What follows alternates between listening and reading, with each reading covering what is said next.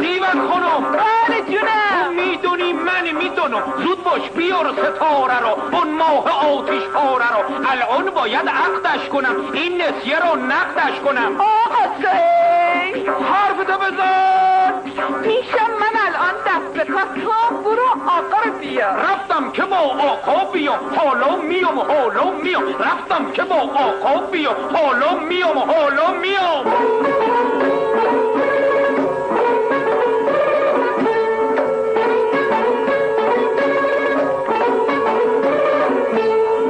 هر چقدر ناز کنه باز خریدارش منم.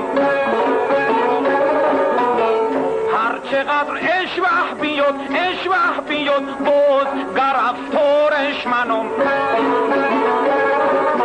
حالا دیگه زنت میشه، چون بسته تنت میشه.